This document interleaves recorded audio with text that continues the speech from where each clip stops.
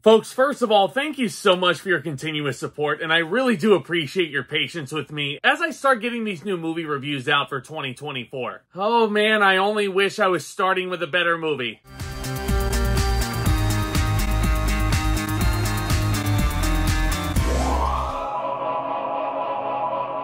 Yeah, we're talking about Night Swim today. Now, this was written and directed by Bryce McGuire based off of his short film of the same name and the same concept. So this is his baby, and Blumhouse is basically giving it the feature film treatment. That can only mean success. So this movie follows a former baseball player named Ray Goller, played here by Wyatt Russell. And Ray is forced into early retirement by a degenerative illness. Ray moves into this new house with his wife and 2 children. His wife in here is played by Kerry Condon. You might remember her stealing the show in The Banshees of Inisherin. She's an absolutely wonderful actress. Now, Ray is hoping that this backyard swimming pool will not only be fun for the kids, but it'll also provide physical therapy for himself. But a dark secret from the home's past soon unleashes a malevolent force that drags the family into the depths of inescapable terror. Now, for starters, all joking aside, I actually find this really inspiring that a guy made this short film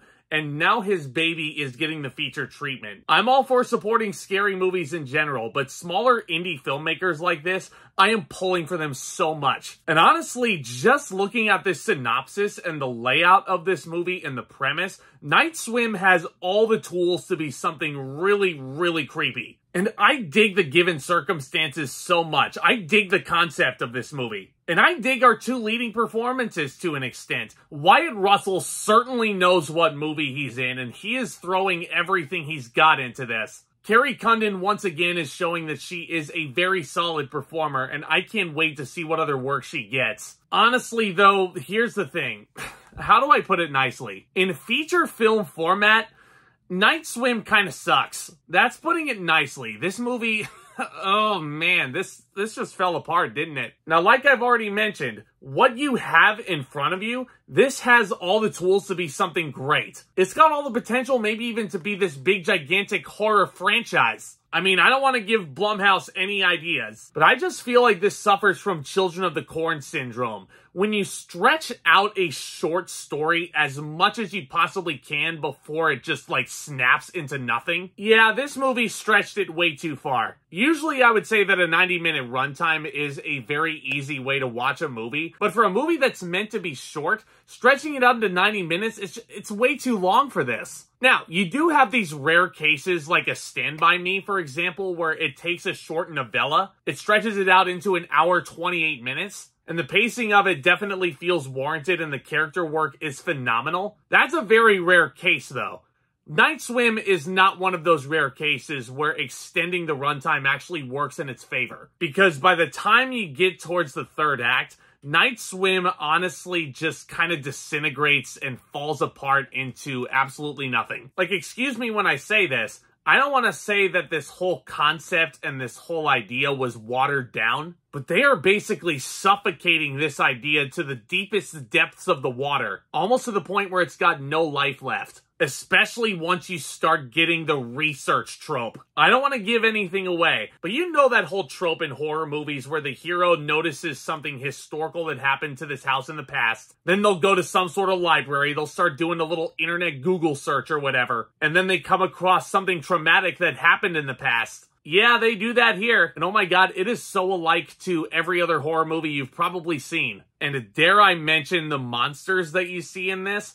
The CGI on them is very bad. I should honestly expect it from this studio given how much they pay their actors and how cheap they are. And another thing is this is PG-13. Like, if you want to go balls out, balls to the wall, make it rated R. Like, I understand why the studio is doing this to try and draw a profit out of this thing and get as many people into the theater as possible. Like the teenagers that want to sneak into a rated R movie, but then they'll feel really cool that they can buy a ticket for a scary movie. Yeah, I don't know what teenagers will feel about this movie. Matter of fact, aside from my colleagues on the medium, I don't really know what people will think of this. Because it was me and 2 other people in this theater. And those 2 people looked bored out of their minds. Yeah, good on you guys for getting as many people into the theater and making this PG-13. Oh god, this movie annoys me. I mean, like, again, it has all the tools for success, and the resolution definitely has some emotional kick to it. But this is just another one of those short stories where a studio is trying to make bank off of a great concept by stretching it past the point where it